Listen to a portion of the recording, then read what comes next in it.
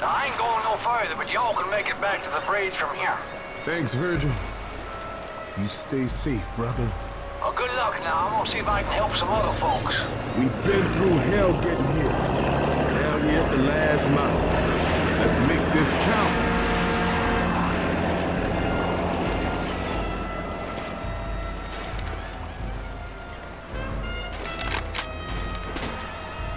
Weapons over here.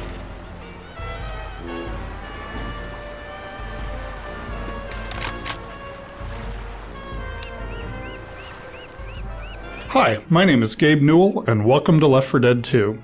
We love this style of zombie-driven cooperative gameplay. Tom Leonard and the rest of the Left 4 Dead 2 team had a great time building on the design and game mechanics of the original, and we hope you have as much fun playing the game as we did making it. To listen to a commentary node, put your crosshair over the floating commentary symbol and press your use key. To stop a commentary node, put your crosshair over the rotating node and press the use key again. Some commentary nodes may take control of the game in order to show something to you. In these cases, simply press your use key again to stop the commentary. Please let me know what you think after you've had a chance to play Left 4 Dead 2. I can be reached at gaben@valvesoftware.com.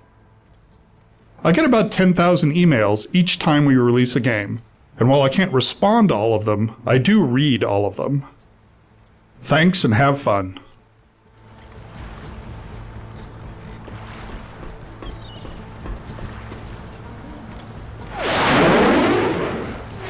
We did a lot of work in Left 4 Dead 2 to make every campaign unique in terms of flavor and gameplay. This drove our decisions in regard to locale, lighting, population, music, and events. We wanted to create a continuous set of locations proceeding through the South, with the goal of making each location iconic and evocative. We drew up an overall world map of our version of the South, and charted out a journey through a variety of locations. While each location has its own particular common zombie types, we further differentiated each campaign by creating uncommon zombies, which are thematically tied to that location. The uncommon zombies also have specific gameplay mechanics that make them unique.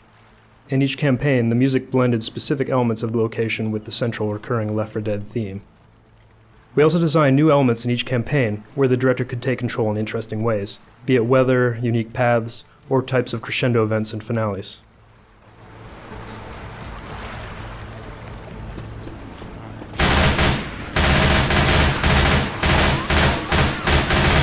Reloading!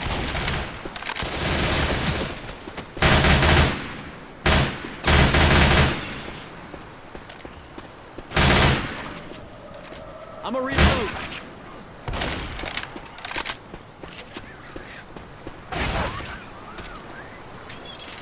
Reloading! Since players spend the vast majority of their time shooting the common infected, we wanted to improve the feedback and visceral nature of this experience. In Left 4 Dead 1 we provided only the ability to shoot off limbs, with blood decals for bullet hits appearing only on the PC. Now, in Left 4 Dead 2, there are 43 unique ways to damage an infected, from gunfire through melee weapons all the way up to explosive damage. Because many of these wounds are non-fatal, players are able to wound an infected more than once, resulting in about 780 possible damage combinations. To create the appearance of a wound, we project a texture modified by an ellipsoid that culls the pixels of the wounded area from the infected, creating a cavity for the wound to fit into. To avoid memory overhead, instead of creating wound variants for each of the infected, the wounds are spawned as separate objects that work for the entire horde. Our scripting system allows us to spawn specific wounds from specific weapon hits. For example, the sniper rifle headshot explodes the head, and the axe creates a slash across the meaty areas of the body.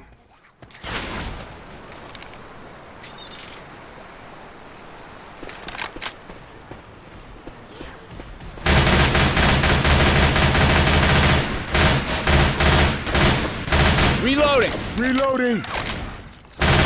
Those zombies are wearing armor?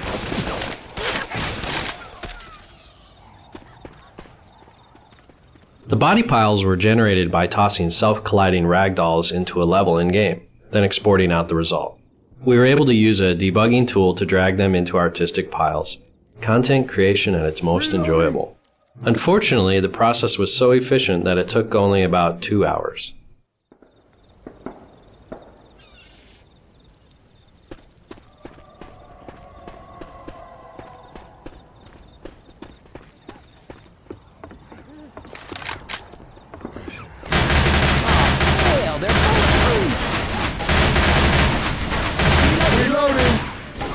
Reloading.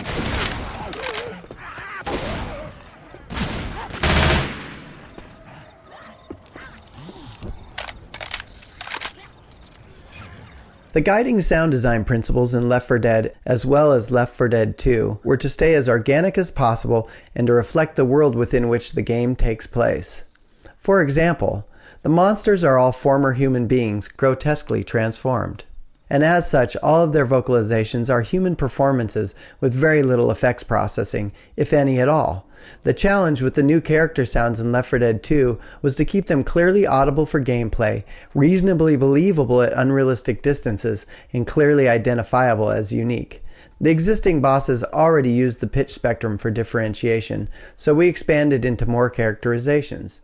The Charger mutters unintelligibly to himself, the Spitter is trying to screech out her bile hairball, and the Jockey, well, who knows what he's on about.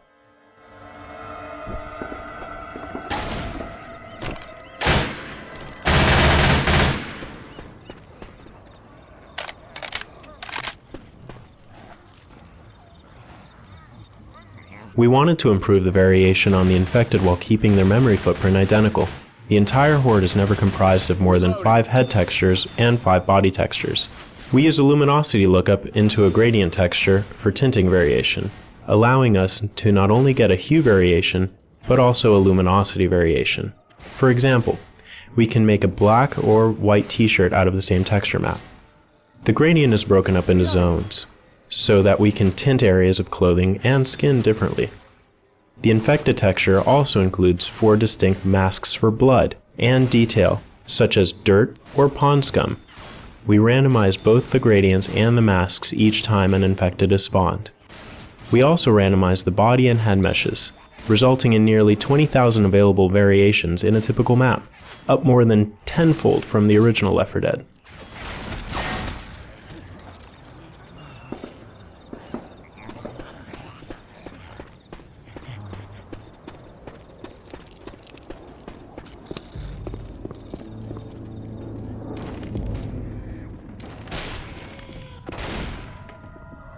When deciding what to do about the music for Left 4 Dead 2, we faced some interesting challenges.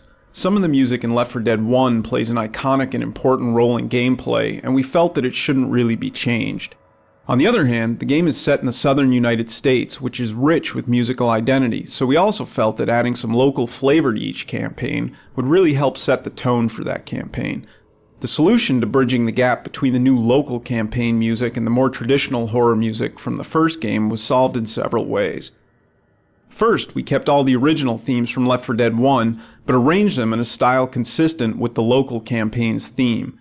Second, we wrote an overarching set of cinematic Southern Goth pieces for the entire game. Finally, we wrote new pieces for the new characters in the style of Left 4 Dead 1. By doing all of this, we established that these are new characters in new places, but they're sharing the experience of everyone else in the Left 4 Dead universe.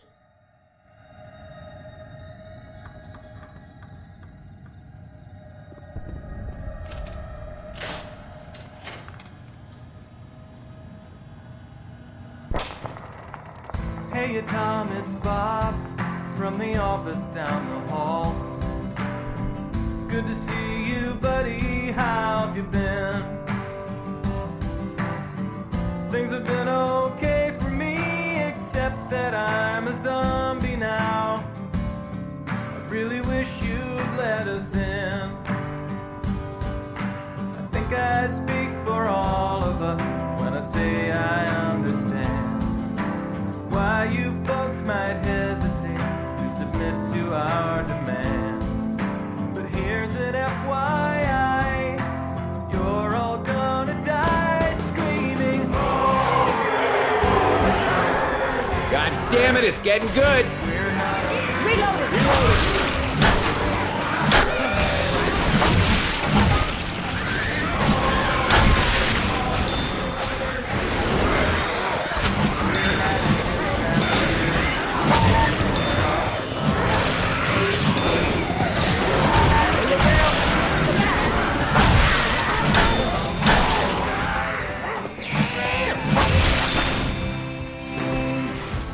I don't wanna nitpick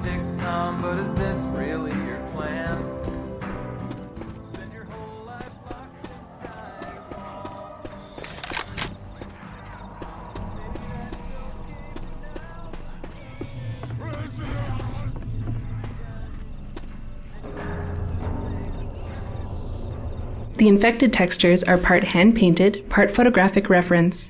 One of our team members had a nightmare folder full of photographs of people suffering from bizarre diseases and injuries. They were so hard to look at that the infected actually contained none of these. Instead, the secret ingredients for infecting normal-looking human textures are photos of housing insulation and potato skins.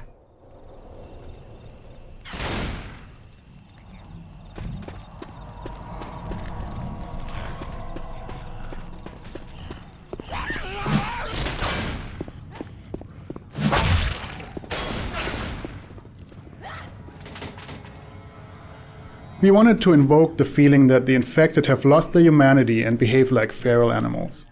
Seeing their eyes glow in the dark like those of a deer in headlights helps illustrate this. To create that effect, we authored the shader for the infected so that an artist could mark the regions that should reflect light towards the viewer in a texture. The artists quickly realized that they could also use this feature to make retro-reflective safety materials on clothing, which they put to use on several of the uncommon characters. You now see this effect on riot gear, cedar hazmat suits, and construction vests. As a side benefit, we found that the retro-reflective effect also helped players identify targets in very dark areas.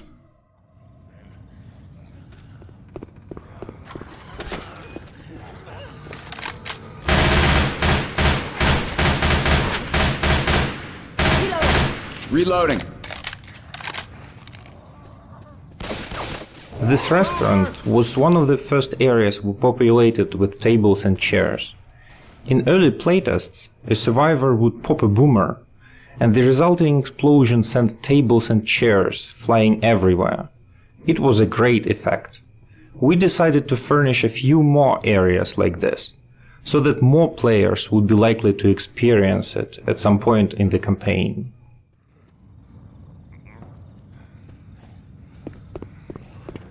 Don't shoot that car. The pipe bomb has always been a crowd pleaser, but in Left 4 Dead 1 we were forced to disable ragdolls and jibs and replace them with a blood mist due to performance issues. This time, with a new wound system, a new ragdoll solver and new particle effects, we finally returned to our original vision. The pipe bomb causes visually catastrophic damage to the infected horde, to the delight of gamers and designers alike. Reloading.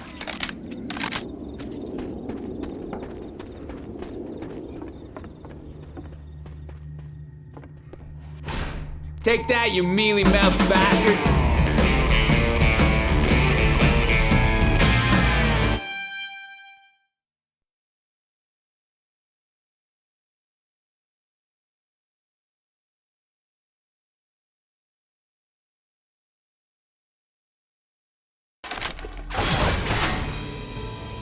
Grabbing a shot. Grabbing a shot.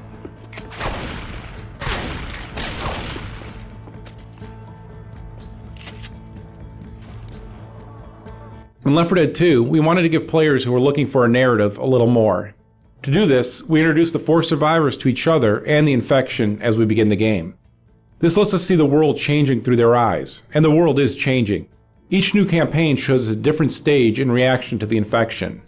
We start with Sita's naive, underwhelming response, and end with the military's cold but needed resolve to save only those they can. We also connect each campaign.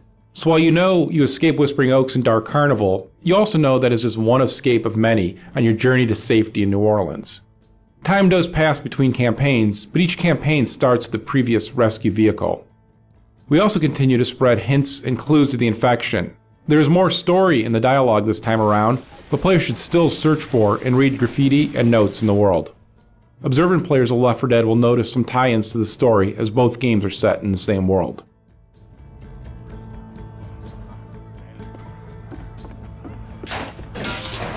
Do you know what suck the heads means? 'Cause I hear down here with 3 points, and he didn't know. Time for this, Alice. Okay.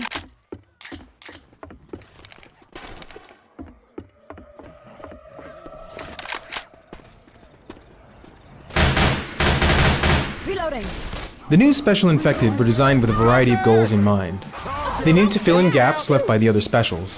They needed to provide interesting combos with other Infected, and they needed to offer a new, fun set of skills for players to master, whether they were playing as or against the infected.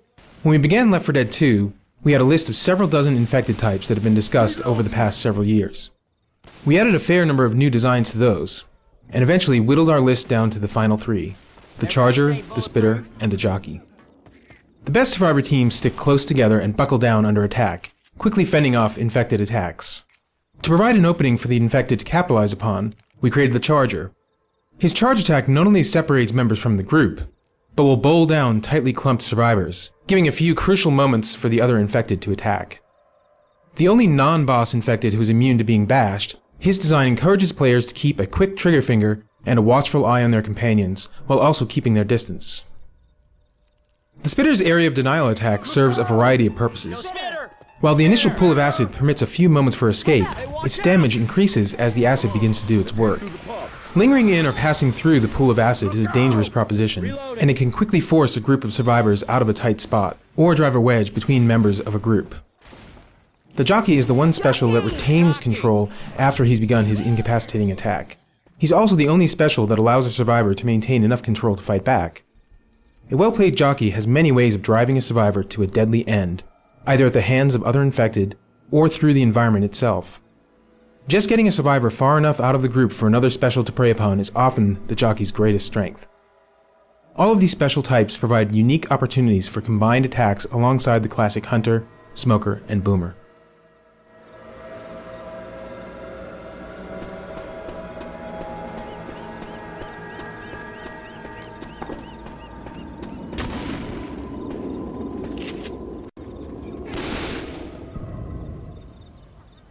The park started out having several paths that were dynamically changed for added replayability. However, playtesters found the paths confusing. When we removed the dynamic objects that forced survivors to go in certain directions, we found that having all paths open led to a better experience.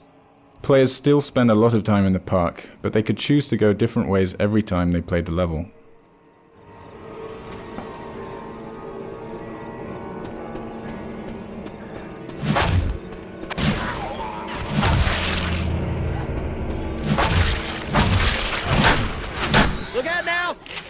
I'll hold on to these pills.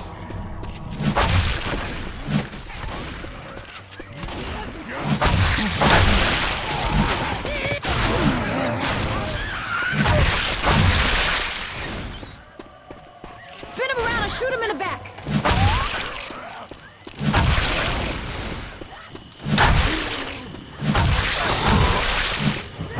Oh shit!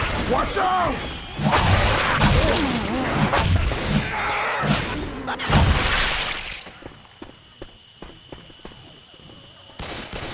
Hey, I'm reloading. Guns here. Reloading. Ammo. With the added variety of weapons in Left 4 Dead 2, we wanted to encourage players to scavenge weapons and switch between them frequently. We found that placing ammo piles scattered through the level fought against this goal, as players tended to find one gun they liked and then never switch, as long as they had practically endless ammo. We experimented with removing ammo piles from most of the environments, so that the only way to get more ammo was to find a new gun, and we immediately saw players switching weapon types more frequently. We also experimented with giving players deployable ammo packs, similar to the upgrade packs such as the incendiary and explosive ammo that are in the game today. Carrying an ammo pack was perceived as being less valuable than carrying a health kit though, and many players bypassed the item, counting on finding another gun along the way. We found it was important, however, to continue to place ammo piles in the finale areas, to give players a home base to fight from in the longer set-piece battles.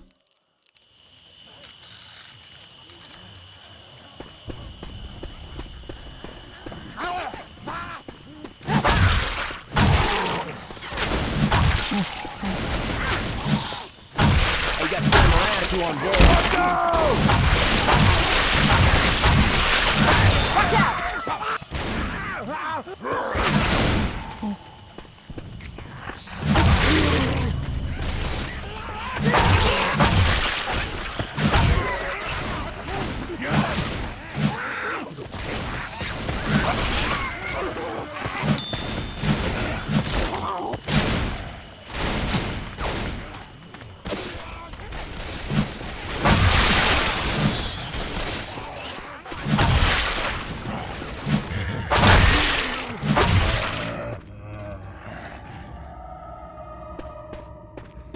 Reloading.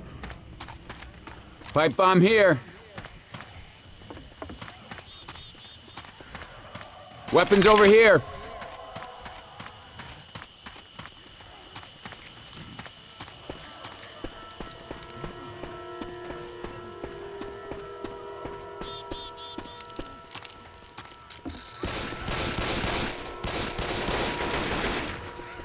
Grabbing a shot.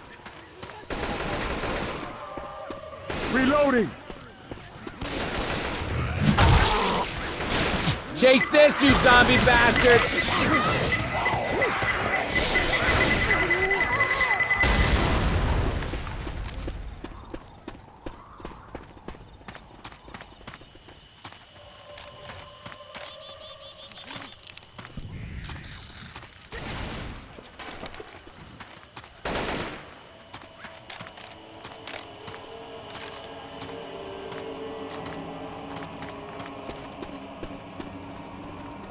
The animators experimented quite a bit with the movement styles of the new special infected in order to help them contrast with the existing specials.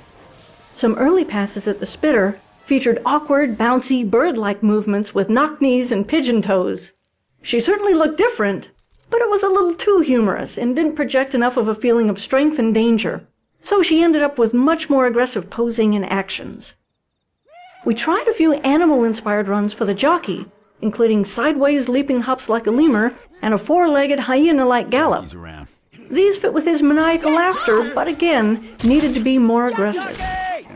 Such movements also would have caused problems maneuvering the character and reading its intentions in-game, especially in versus mode. They also seemed too much of a mutation from the character's original human state when considering the amount of time from the start of his infection.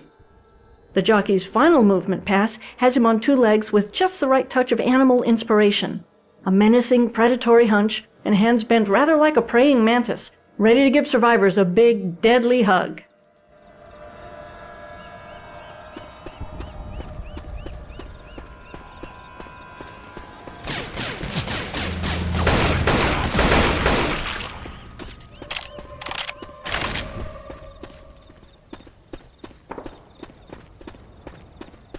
First aid kit here.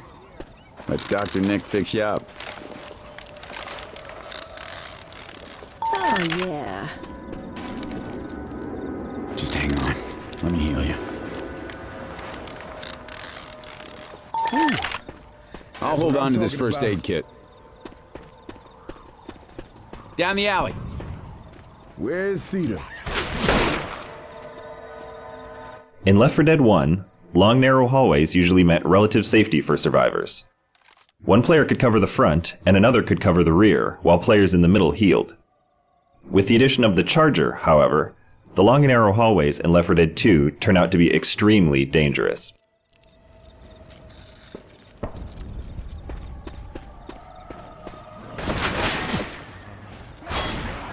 Pipe bomb out!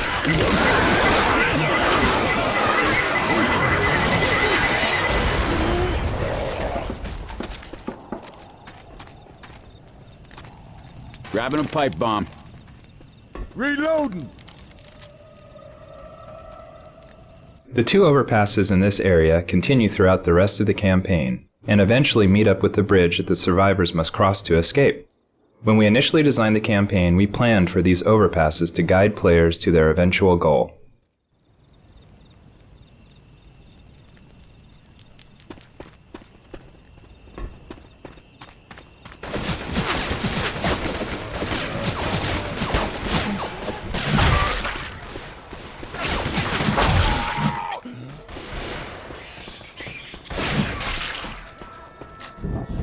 First aid here.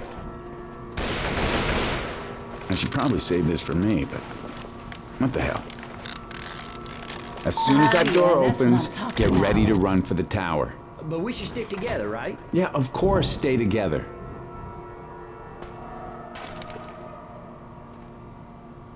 The alarm scenario at the bus station was the first Left 4 Dead 2 Crescendo event to feature the Gauntlet mode, where players must navigate along a path to deactivate the zombie rush. This proved to be a successful approach to countering the camping strategy of finding an optimal corner and holding out.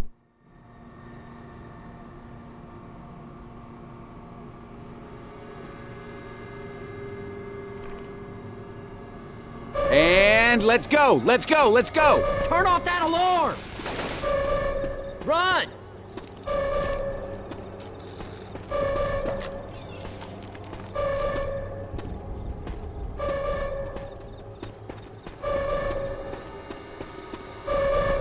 Turn it off! Guitar here. Left 4 Dead 1 had a good, fictionally justifiable cast of guns, the M16 being a standard police and military weapon, for example.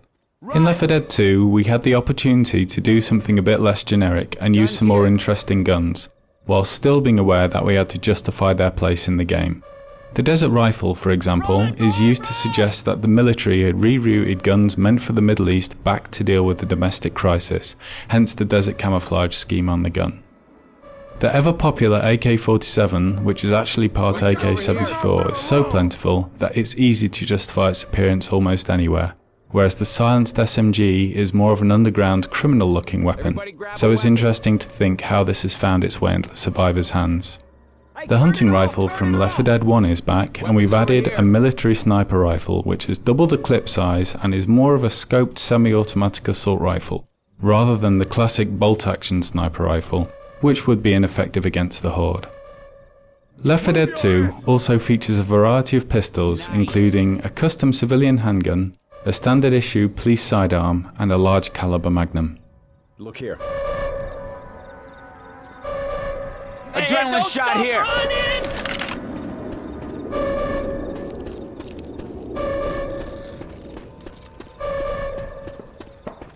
Get to the alarm!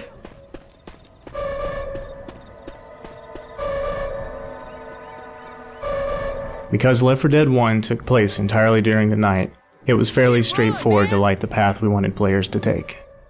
For campaigns that take place during the day, we had to find other tools to help the player along. The most valuable tools were visible landmarks such as gas station signs, overpasses, the bridge, and smoke from wrecked aircraft. Go!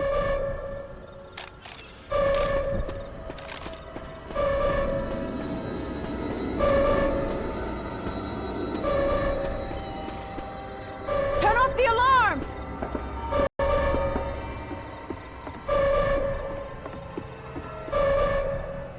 Oh, whew. It's off all right.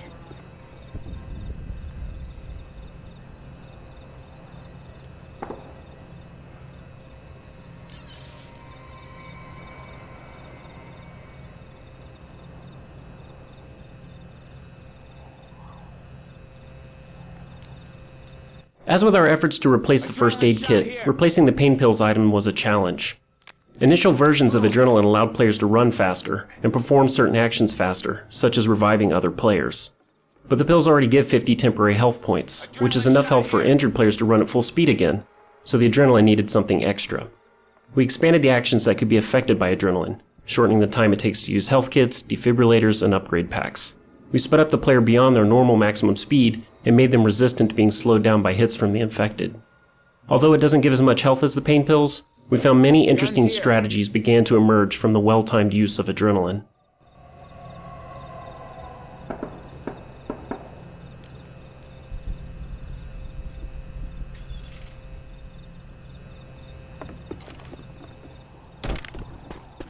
Through this bus station.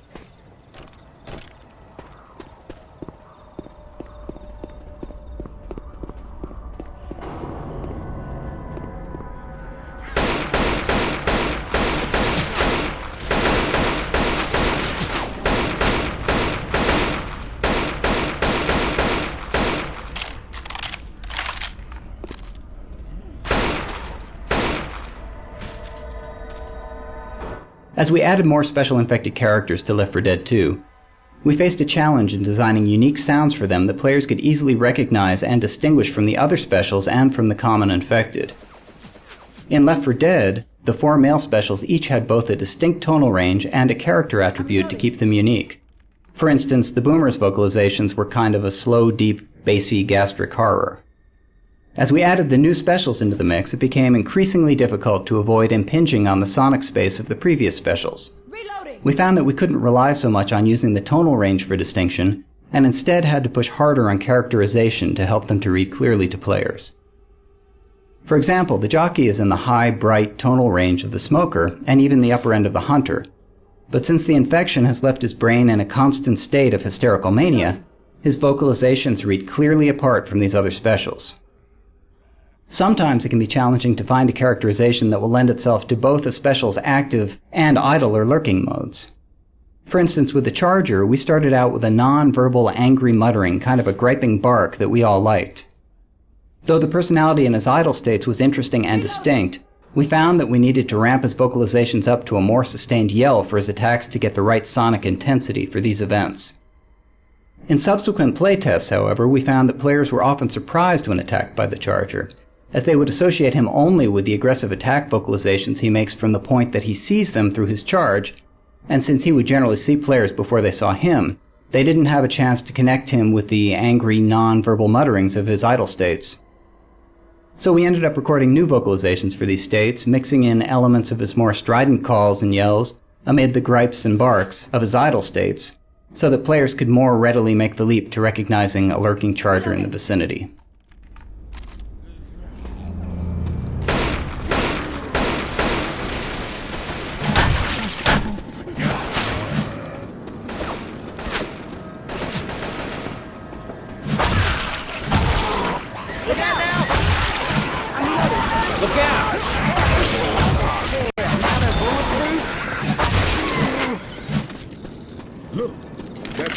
Heading right to our blue.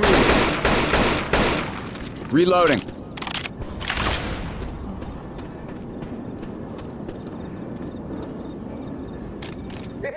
The Source Engine's animation system is a powerful tool that lets us create animations procedurally instead of authoring each of them individually by hand. There are various reasons for doing this, which become clear when we consider the challenge of animating the Jockey riding a Survivor. From the start of the Jockey's design, we wanted the Survivor to be able to fight back to some degree. With that in mind, we decided it would be vital for the Survivor to know the Jockey's intent, regardless of how successful he was at acting on it. So even though you may be stuck against a table going nowhere with a Jockey on your back, we want you to understand that the Jockey is really trying to get you out that door at the end of the room, and around a corner where your friends can't help you. To accomplish this, we implemented a system of animation layers for the Survivor that would work in conjunction with the Jockey. These layers are attached to different controls that the code interacts with, called pose parameters. The first layer consists of the Survivor's upper body from the waist up, which allows the Survivor's reactions to work in sync with the Jockey's motion. The second layer is the Survivor's locomotion, constrained to the lower half of his body from the waist down. So, in the scenario we just described, when the Jockey is in full control and has a clear path to the door, the code tells the upper body of the Survivor and the body of the Jockey to lean in that direction, and sets a pose parameter for the Survivor's legs to move along that vector as well. However, things get more interesting when the Survivor regains some control and steers himself to get stuck on the table. Even though you've stopped moving towards the door, we don't want the Jockey's animation to suddenly sit straight up and give the impression he isn't still trying to steer you there.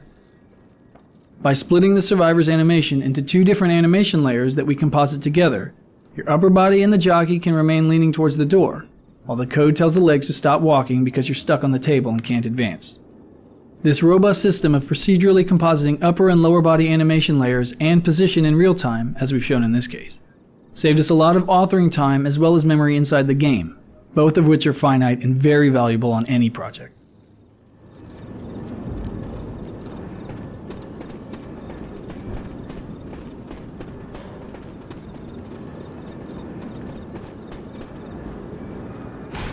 You guys aren't so damn bad.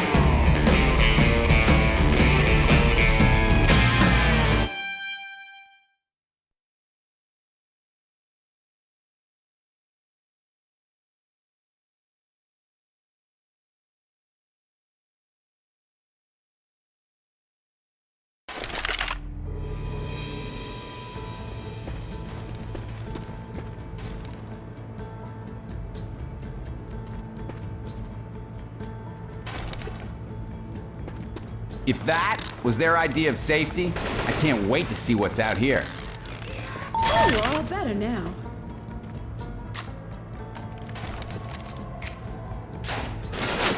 We gotta keep following the freeway. Bridge can't be too far now.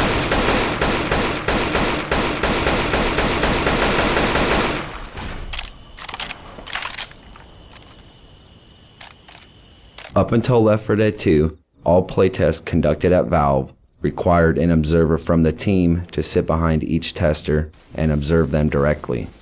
For Left 4 Dead 2, we developed a system where a single observer could view each playtester's screen in parallel with webcams that captured the playtester's reaction.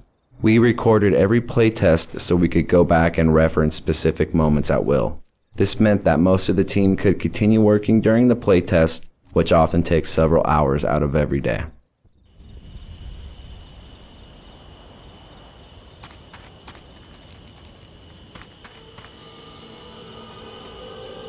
We got pills here.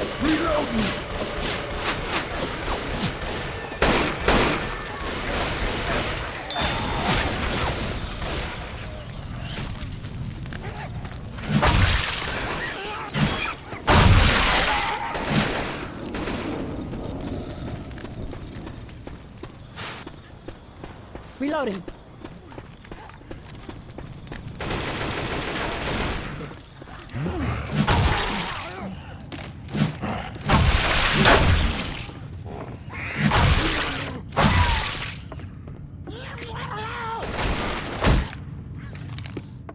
Everybody grab a weapon.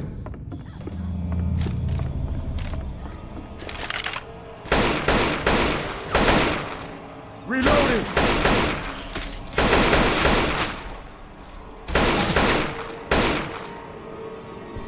Reloading! Reloading!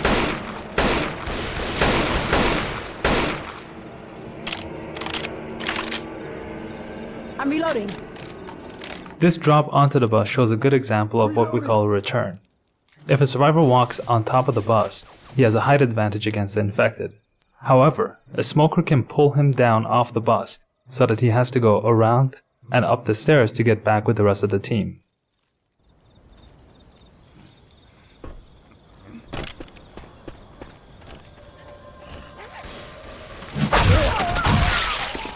Reloading!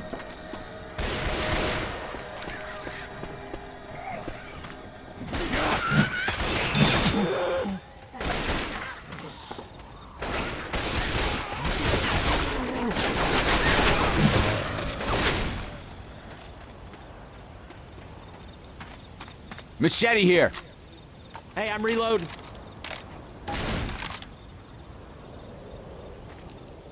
Setting fires to zombies was always a high point in Left 4 Dead, and we wanted even more ways to light zombies on fire in Left 4 Dead 2.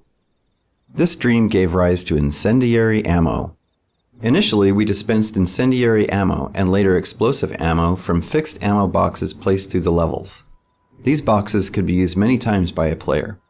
But while this was fun for playtesters, we found that they were either hesitant to progress away from the item or hoarded the special ammo until they really needed it. We tried replacing one of our previous experiments, the ammo pack, with a version that deployed a 1 use per player ammo upgrade box.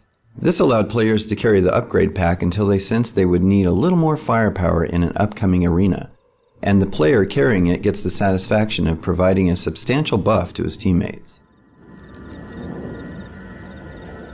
Grabbing fire bullets. Everybody grab some incendiary ammo. Well, all right. Fire time. Cool. Let's burn some shit up! Fire bullets here.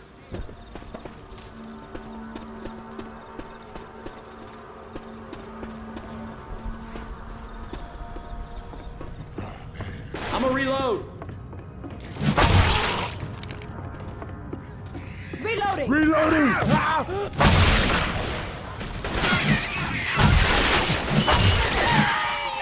Stairs.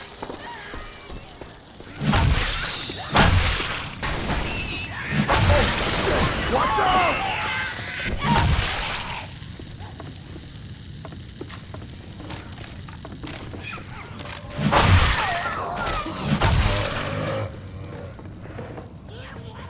Reload.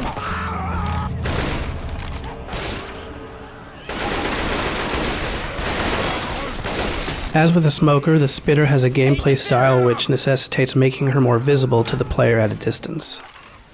Since the Spitter's strategy is to hit and run, striking at the survivors from far away, we needed distinct visual markers to differentiate her in the dark spaces during the chaos of combat. To this end, we concocted a glowing drool that would illuminate her and create a sharp contrast to the other game colors, while playing off the green death motif associated with the infection. The trail she leaves, which is visually similar to her projectile attack, allows players a brief chance to track her movements when she retreats to hide.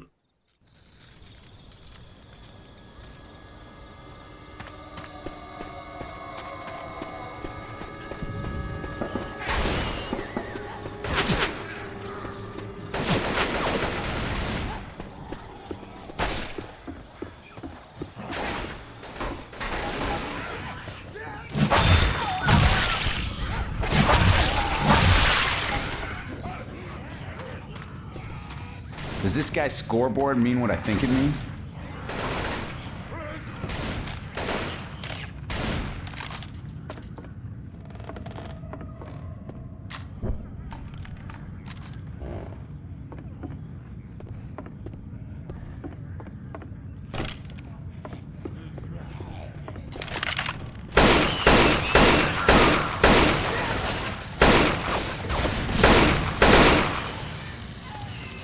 I'm reloading. After we shipped support for custom add-on campaigns via the VPK format, we realized that while many people can install and play these campaigns, it was difficult to discover what add-on campaigns other players were playing. We also noticed that few players were joining games of different difficulties since it wasn't clear how many other games were available for each setting. To solve this, we implemented a browser that shows nearby lobbies. The lobby browser displays the campaign, the difficulty level, and how many lobbies have open slots available. We also display lobbies for campaigns you have not yet installed, offering the chance to download them directly. Once the lobby browser was released, we saw a sharp increase in the number of custom campaigns being played. Custom survival maps are particularly popular, with themes ranging from supermarkets to medieval castles.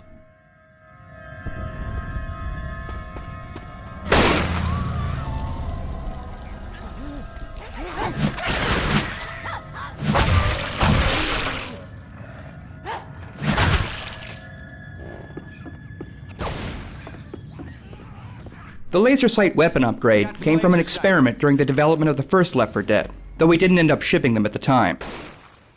While developing Left 4 Dead 2, when we were talking about interesting items that players could scavenge out of the levels, we remembered the visual impact of those red laser beams. The original intention of the item was to increase the accuracy of the guns, but the more valuable benefit was accidental. You could now see where the other members of your team were aiming. We also liked the choices that confronted players when they had to decide whether or not to swap out their upgraded weapon for one of a different style.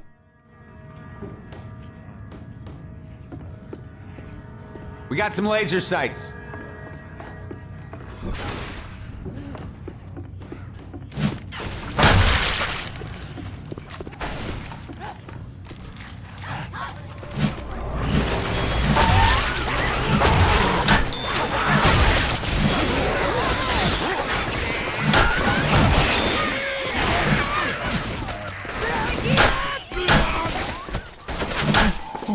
Everybody in the sewer. Reloading.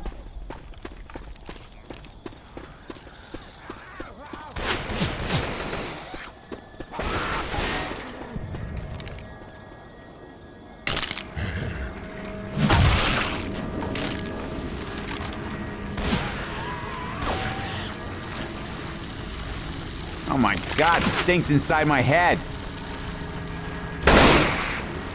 Reload.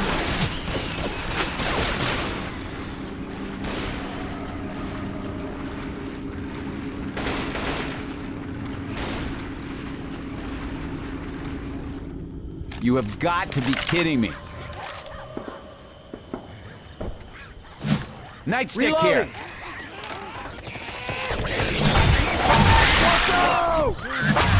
You guys ever seen something like this? It's cool to see new shit.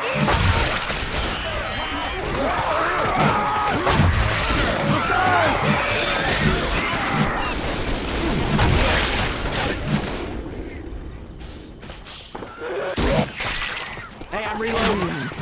Watch where you shoot. I'm reloading.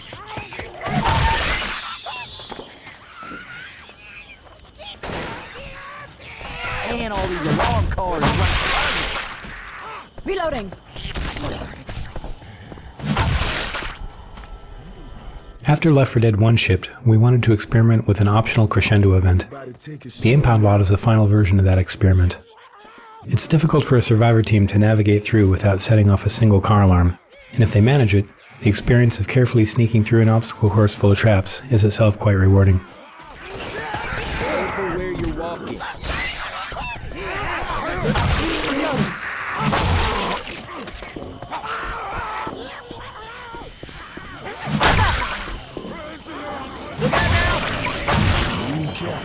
Watch the fire. You'll be just fine. Reloading.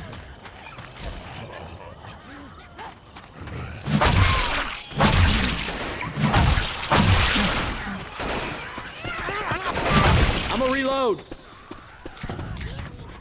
Let's get up the ladder.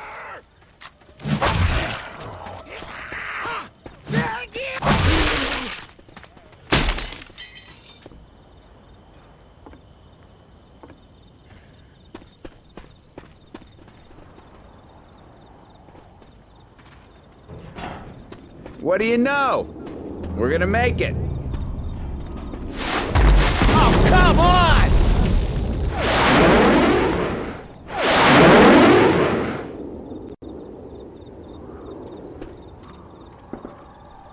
Since managing health with a first aid kit is such a large part of the player's decision process, finding a new item for the backpack slot proved to be difficult.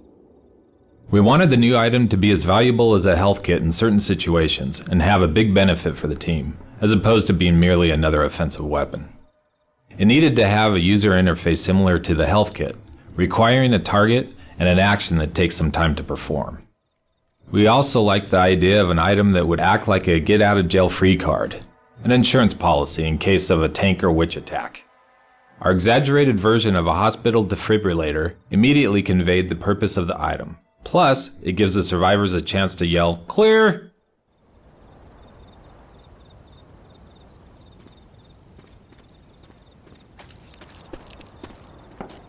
First aid. You're a mess. Stand still.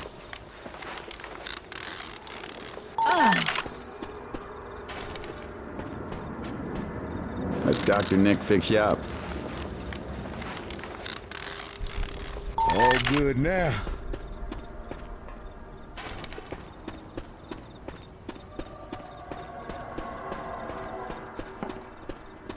They're blowing this bridge to cover a retreat. If we want to go with them, we better hurry.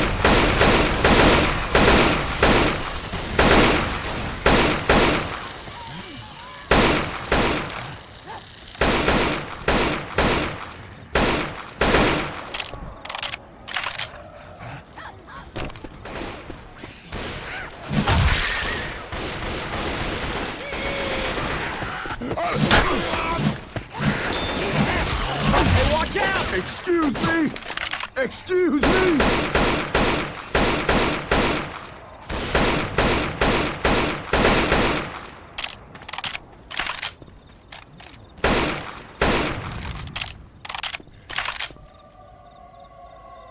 Something that was always sad for us to watch in Left 4 Dead was that players would always choose an optimized path through a level once they played the map a couple times.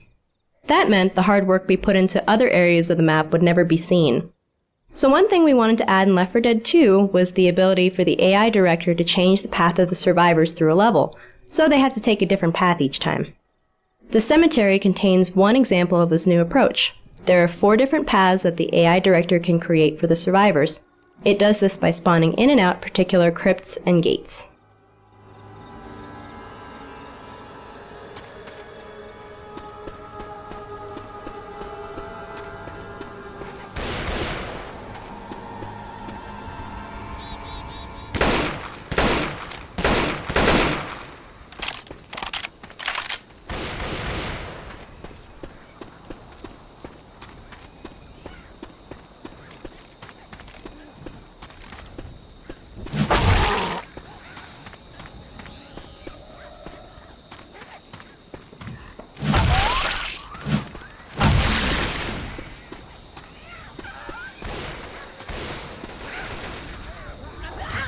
Throwing a pipe bomb.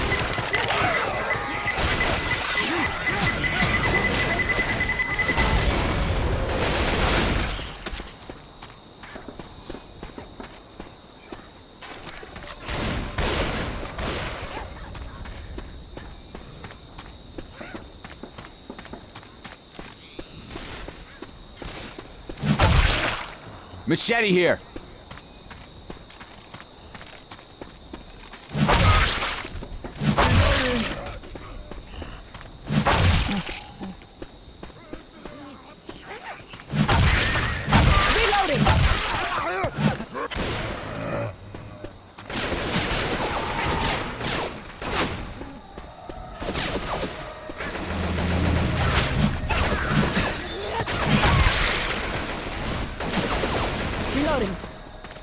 Reload!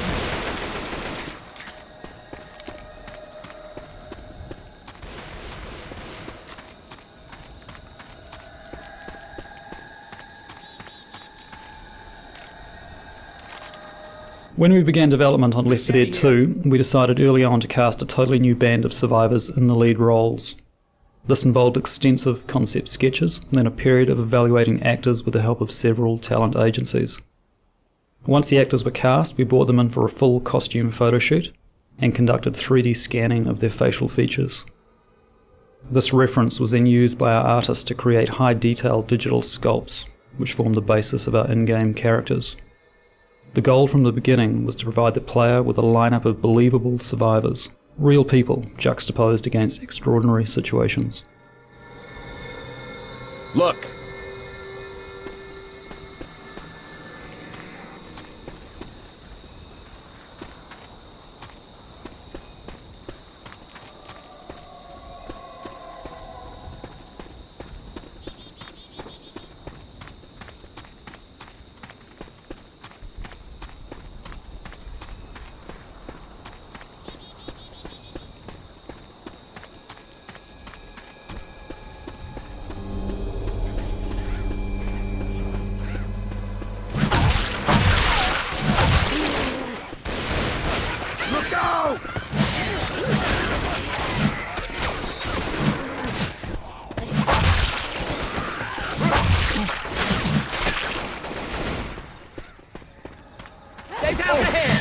Watch out!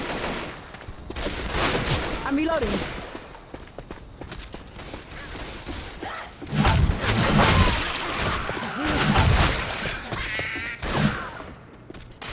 First aid kit here. Reloading. Reload.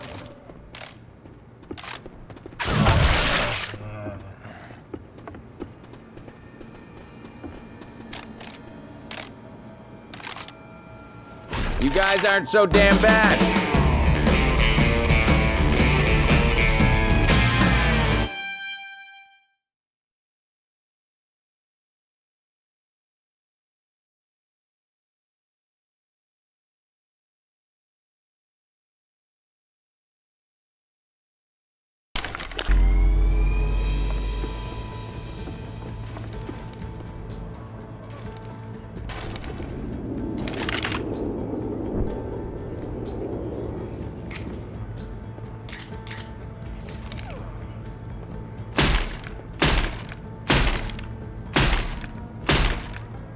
Let Dr. Nick fix you up.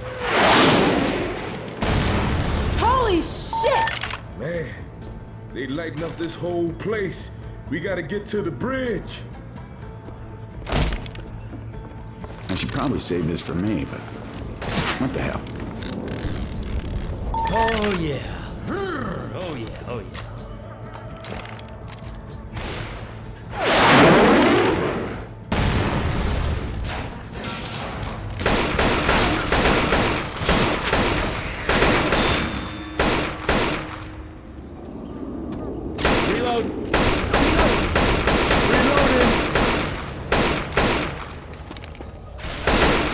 Reloading!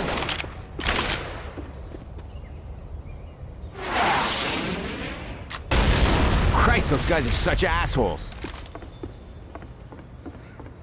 The writers originally devised a biography for a convict character.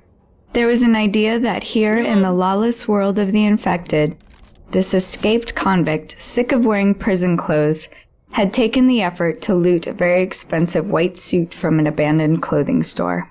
He might as well survive the apocalypse in style. This concept gradually evolved into the Riverboat Gambler. The writer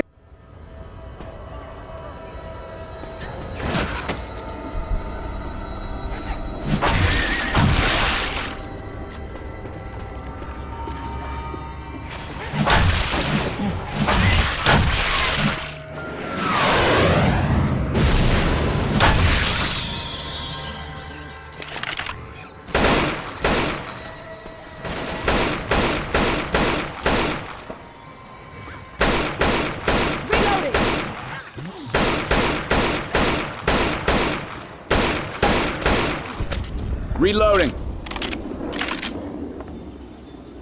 Pills here.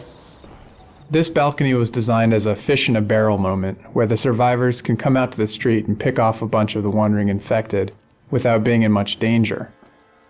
We felt it was a good introduction to our interpretation of Bourbon Street, giving a nice atmospheric vista without too much immediate threat.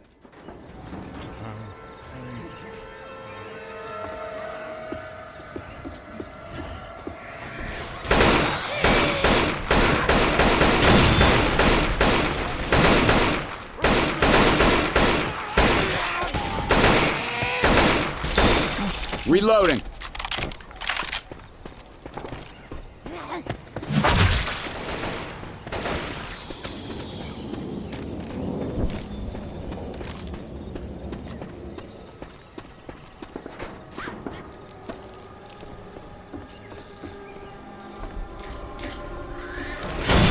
Hey, stop with the bombing!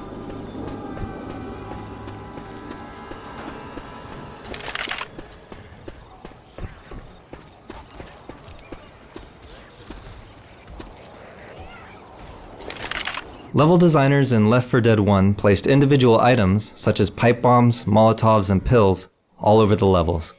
The AI director had the ability to pick which instance of each item to spawn. This meant that pills would never spawn in the same place as a pipe bomb or Molotov. In Left 4 Dead 2, we decided that we wanted more variety in item spawning, so we now simply place an entity called a weapon item spawn.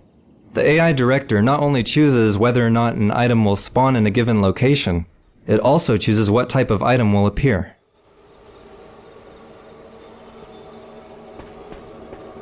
Molotovs.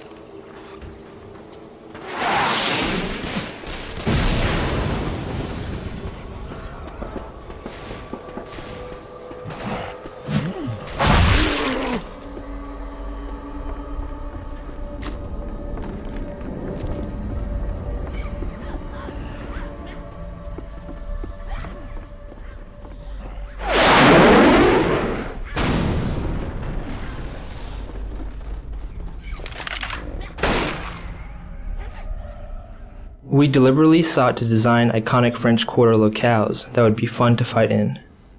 This jazz club gave us a nice large interior space that offered a break from exterior streets and alleys.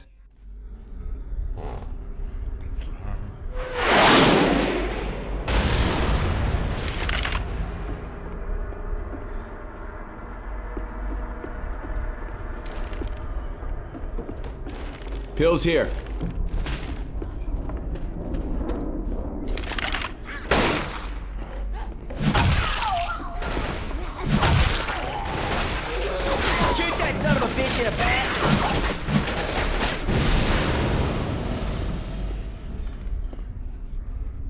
One of the challenges with melee weapons is getting them to feel right and look decent.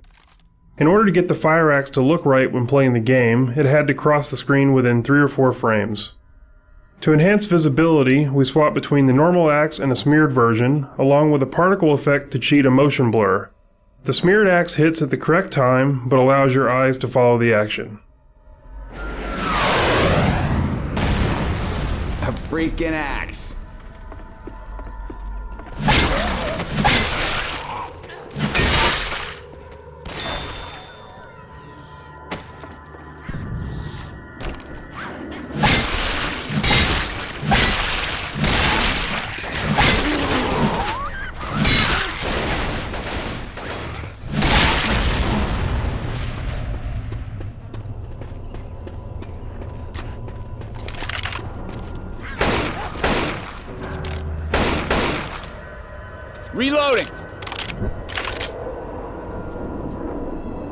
Because sound is such a crucial gameplay element in Left 4 Dead, the designers needed temporary sounds to test out ideas for the new boss infected.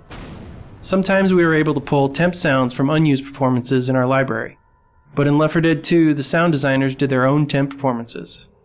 The goal with these is to be just functional enough to test the new character's viability. As such, some of the temp voices for the characters were quite funny. While inappropriate for the actual game, some of the sounds were highly popular within the team, and it was common to hear animators up and down the halls mimicking the early Charger test calls.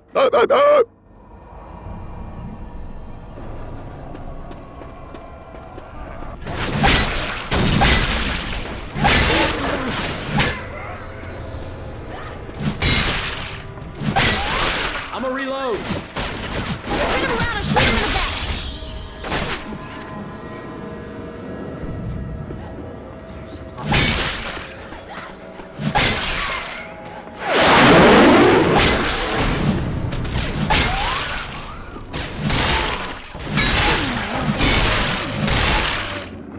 Reloading. Ammo. Left 4 Dead 2's level designers started out by experimenting with variants on the proven designs of Left 4 Dead 1. For example, we tried out several situations where there was a benefit to splitting up the group. We soon found that Left 4 Dead 1 had done such a good job of training people to stick together, it was incredibly difficult to get them to separate. We abandoned that experiment, but retained some of the elements to apply during Crescendo events. For example, in the mall gun shop sequence, it can sometimes be advantageous to send 1 or 2 survivors to retrieve the cola, while the remaining survivors stay on high ground to provide cover.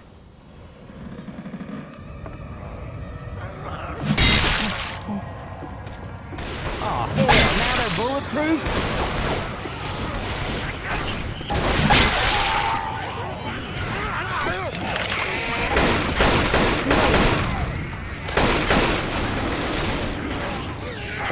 We can use that float to get across.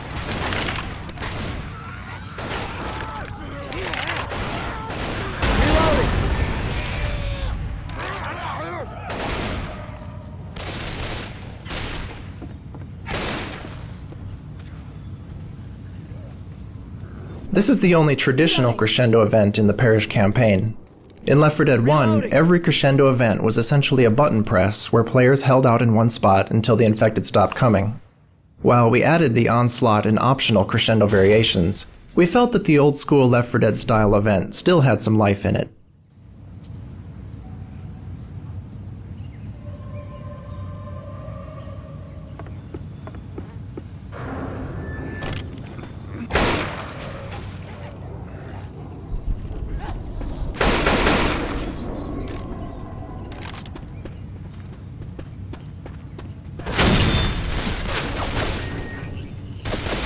Looking at reference from New Orleans, we saw a lot of images of Mardi Gras.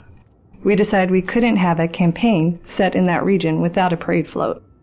We designed our float to look a bit sinister. Whereas most jester heads are typically bright and goofy, we wanted ours to be a bit darker and more scary, so we made the model appear more angular. We also chose colors that were less cheerful and more in keeping with the fall festival. I'm hitting it. Get ready. They're coming. There's a pipe bomb here. Grenade!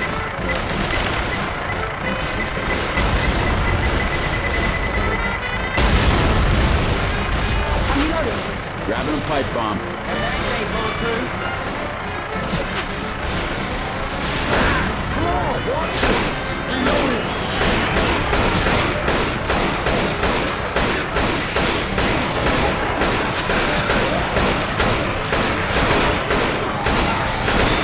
Reloading. Hey, watch out!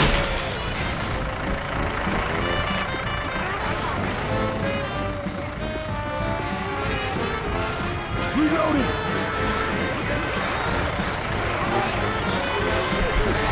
Throwing a pipe bomb. Hey, we can get across now. Reloading. Hey, I'm reloading. Reloading.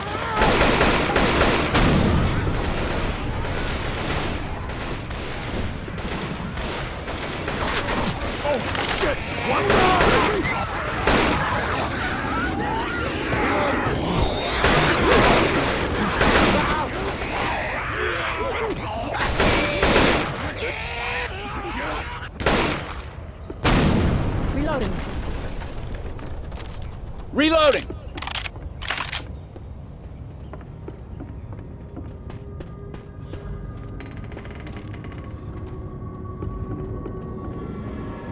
Molotov here.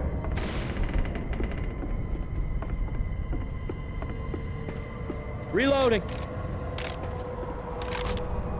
Valve has a history of supporting community. Valve has a history of supporting community developers and helping to promote their creations.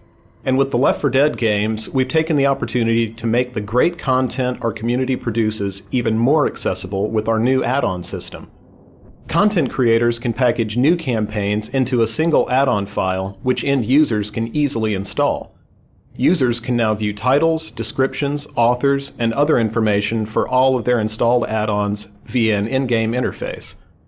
Add-ons work seamlessly with the matchmaking system so that users can quickly get into games featuring community campaigns they've already installed and can easily download new ones to try. The response to Left 4 Dead add-ons has been very positive, and we were happy to see huge, all-new campaigns being played within weeks of the system going live.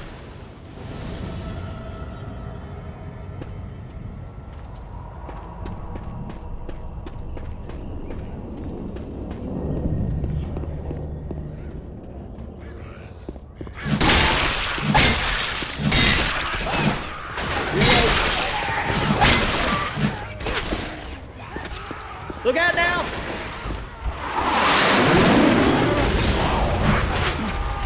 Reloading!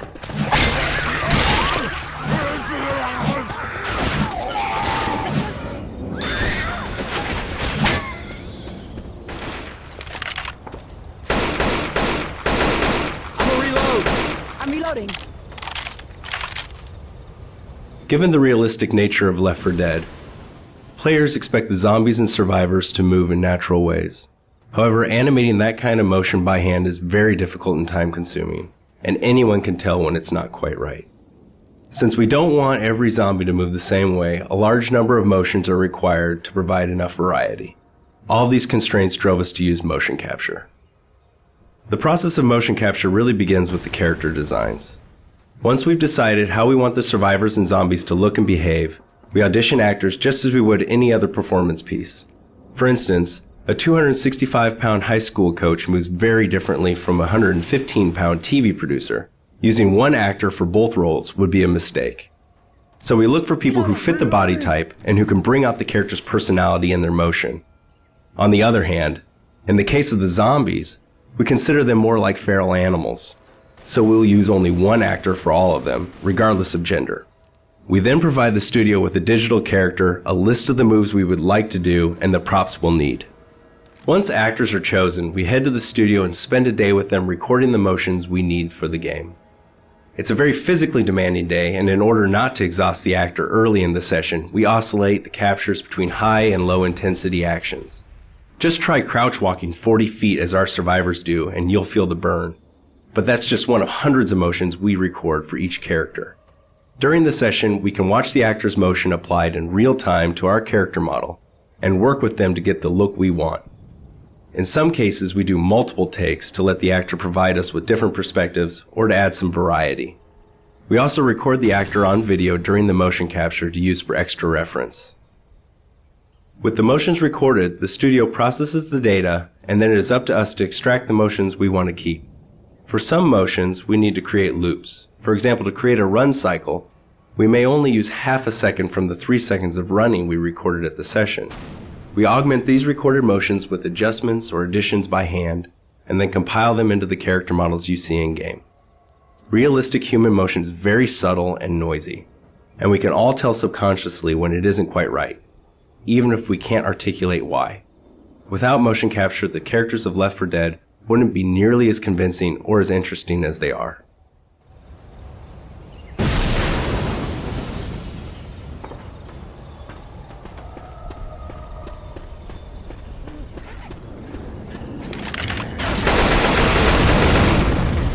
Reloading!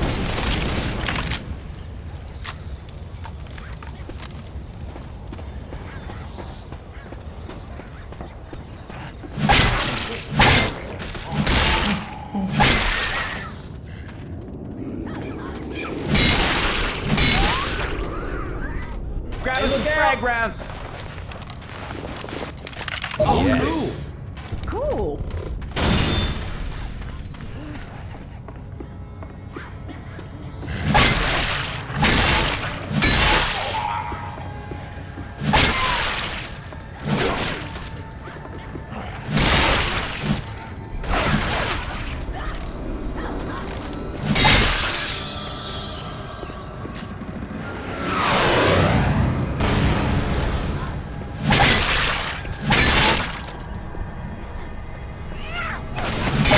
Have you lost your mind?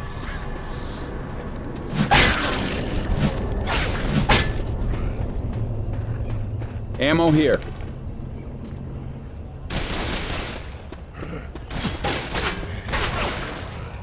After we shipped Left 4 Dead, we heard a lot of positive responses about the infected that were unique to their locales. There were patients in the hospital, cops in the streets, and TSA agents in the airport. We wanted to add further variety to Left 4 Dead 2's campaigns, so we decided to include an uncommon common infected for each campaign. The first to be added was the Ceta guy. Once we got him in the game, we realized that his uniqueness should not merely be visual, but should extend to gameplay as well. In the case of the Ceta guy, his hazmat suit suggested that he should be impervious to fire. We extended this notion when we added the Mudman, the Clown, the Construction Worker, and the Riot Cop.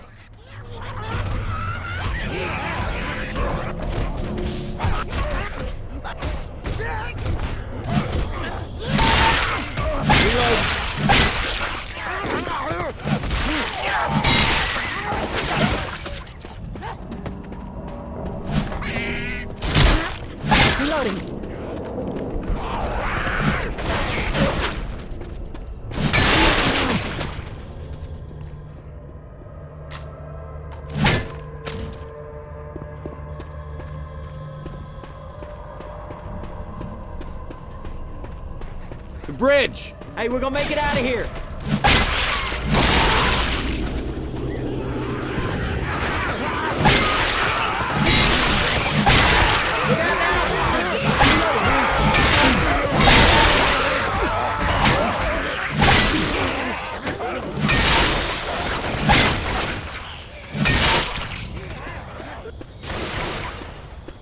Reloading.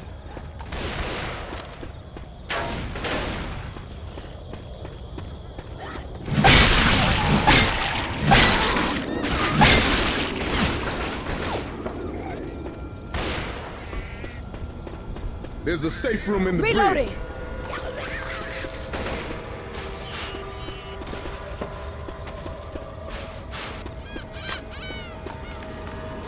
In Left 4 Dead, our designers could place alarmed cars in levels. When shot, these cars would flash and make noise, attracting the infected horde. Unfortunately, the alarmed cars would be located in the same position on every playthrough, taking away from the desired unpredictability. In Left 4 Dead 2, designers can now place groups of alarmed cars and let the AI director mix and match which cars have active alarms, if any. For example, in the section of the game that you've just played, there are 3 such cars whose alarm state the director can control dynamically, making this area less predictable from game to game.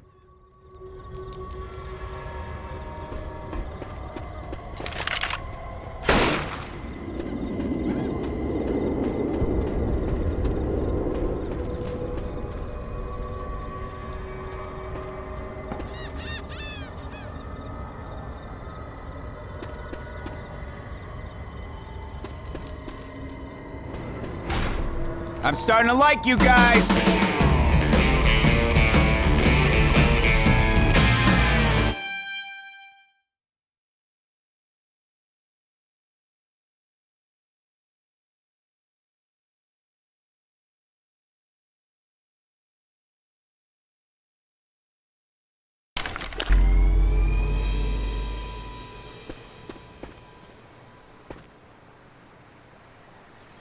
All right. We're gonna stroll across the bridge, and the army's gonna take care of us. Or they're gonna line us up against a wall and shoot us. Well, you free to make yourself a new life right here in this room, Nick. Okay. All right, let's go.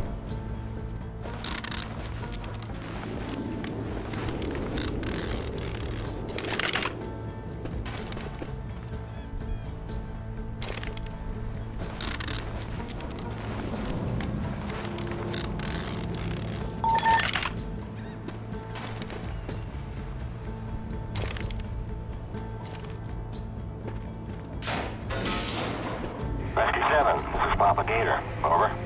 This finale felt risky at first, since it involved the players just moving in a straight line almost the entire time. We wondered whether the experience would feel rich and varied enough. However, given the fiction and fantasy of the space, we found players were constantly making small movement decisions that kept them interested and immersed, and our concerns about monotony fell away. In addition, while we originally designed it to require constantly moving forward, we found that different players have different comfort levels for moving and shooting. Some players just can't do both at the same time. So we tuned the director to adapt to different play styles, adjusting the pacing so that different players would still have a good sense of progress and be able to reach the end. Friendly. Over. Unclear. Whiskey Delta or friendly. Game assets are more likely to make it through production if they serve the game on multiple levels. Take this bridge ramp for example. Movement-wise, it acts as the starting gate. Audio-wise, it acts as the starting gun. Visually, it blocks and breaks up a potentially uninteresting view. Fictionally, the seizing malfunction and resulting loud bang make it clear that the players have attracted every infected on the bridge. Over. Affirmative, Rescue 7. Keep the bridge deck clear. Last buzzard run will start in 15 minutes. Out. Affirmative, out. Somebody pick up the hello? radio. Rescue 7. That's coming from the bridge. Bridge. Identify yourself. My name's Nick. There's 4 of us on the west end of the bridge. Bridge. Are you immune? We are not infected. Negative, Bridge. Are you immune? Have you encountered the infected? Yeah, you can say that. Rescue 7, are you equipped for carriers? Affirmative, Propagator. Bridge. That sector is clear of friendlies. Your only remaining pickup is on the east bank of the bridge. Our last chopper is leaving in 10 minutes. You need to lower the span and get across to the east end. Roger that. Here we come.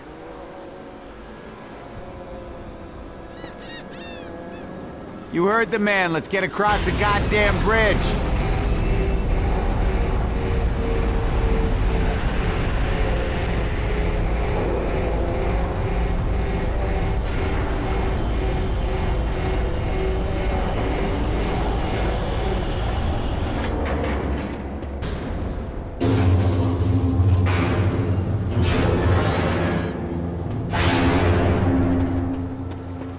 Let's move!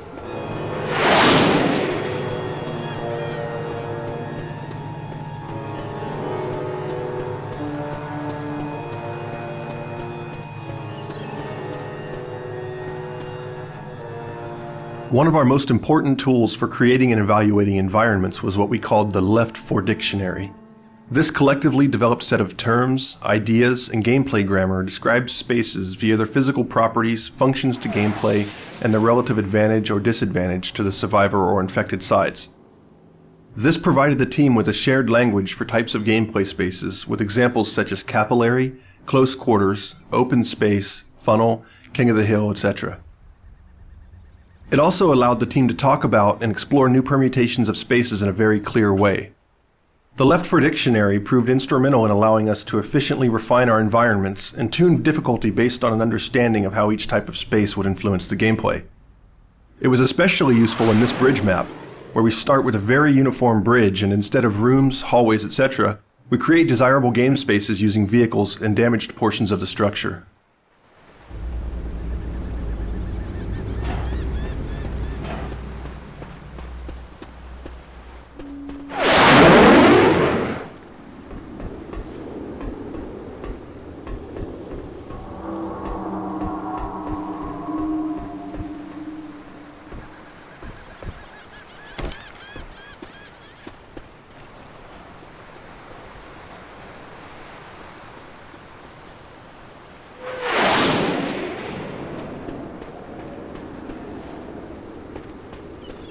Guns here.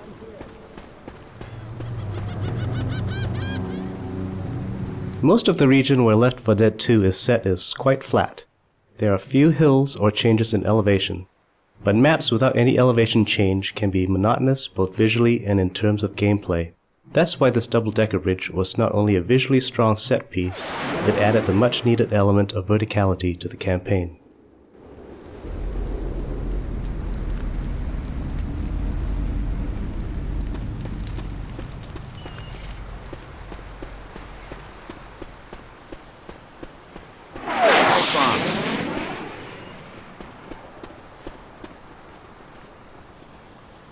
Stormy weather effects give the director yet another way to influence gameplay by altering the player's sensory capacity. One goal of the weather effects is to draw the team together and put them in a defensive stance, such as taking refuge within a building. In this respect, weather is much like a Crescendo event, but because it's entirely under director control, it can happen at any time, any place. The storm itself is created using a combination of particle effects, fog, tone mapping, local contrast, post-processing, DSP alterations, and sound effects. While technically a storm can strike in any environment, we chose to limit it to the Milltown campaign in order to provide a fictional background for the flooding of the maps. Thus, the storm is thematically tied to a new navigational challenge and creates a unique experience for that campaign.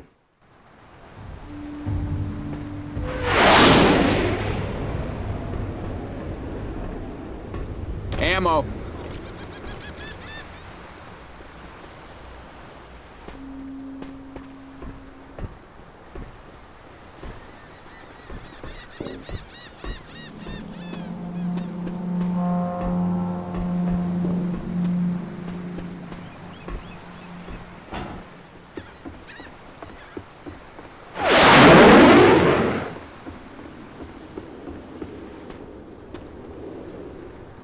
Weapons over here. Pills here. The grenade launcher came about purely out of our desire to see more explosions and more zombies killed by explosions. We found that something interesting happened when we gave one of the 4 survivors a grenade launcher. They became more vulnerable to close-up attacks, and their teammates adjusted their strategy accordingly. A pattern emerged where one player would lob grenades from afar at approaching mobs, and the other players would clear off the stragglers when they got too close. Hell yeah, grenade launcher!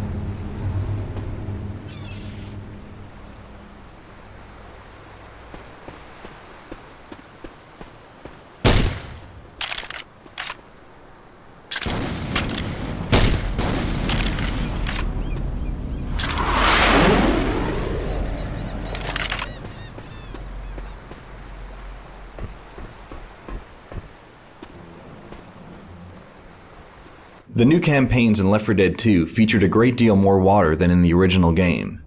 Therefore, it was a priority to improve our water rendering. One of the most important new pieces of technology enabled artists to paint water flow uniquely on each water surface. This allows us to make the water look like it's flowing in any direction we desire without any constraints. This not only looks better, it aids gameplay by subtly guiding the player where they need to go.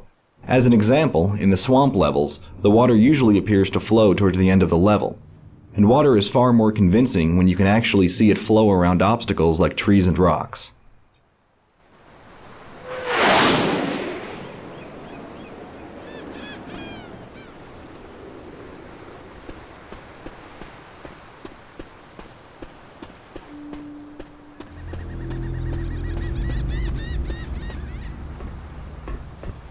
Traditionally, players were connecting to our multiplayer games by selecting a server with available player slots from a very big list. Players might select a server by an appealing server name or network latency. This worked well for 24 or 32 player games, where many players could have a great experience even without tight cooperation with their teammates. But for Left 4 Dead franchise, a different approach was required. We wanted to build a group of 4 players who could start a campaign together, possibly as complete strangers, but quickly acquire the feeling of being a bonded team. Valve Matchmaking operates on a vast set of player statistics, from headshot percentages of friendly fire incidents to the likelihood of sharing a first aid kit with a wounded teammate. In the year since Left 4 Dead's release, our matchmaking system has undergone many changes, resulting in better player experience and longer average team playtime together. With the introduction of new team game modes, we now even measure performance of the entire team and do our best to provide the players with reliable teammates and worthy opponents.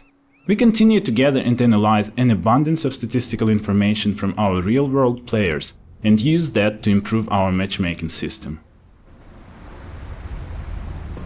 There's the copter!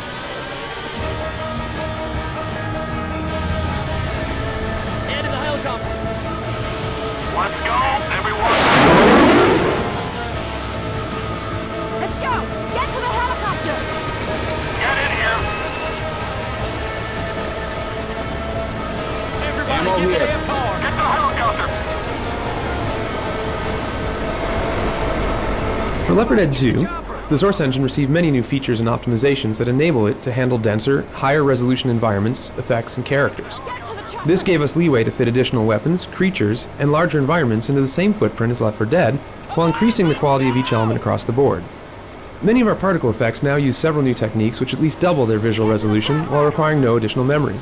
This has enabled us to create complex weather effects such as the heavy thunderstorms in the Hard Rain campaign.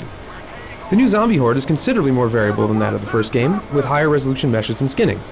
Not only do the infected look better, but using a combinatorial meshing and shading system, there's over tenfold the number of variations possible in Left 4 Dead 2 while consuming no new memory. The environments also feature considerably more polygonal density than the first game. Many elements that would have been painted into a texture are now fully modeled in the environment. Foliage looks cleaner, while also responding naturally to weather conditions. Additionally, water has gotten a major visual upgrade over Left 4 Dead 1, with far superior lighting, reflections, and flow mapping. All these pieces come together to improve the visuals of the game while keeping it smooth to play.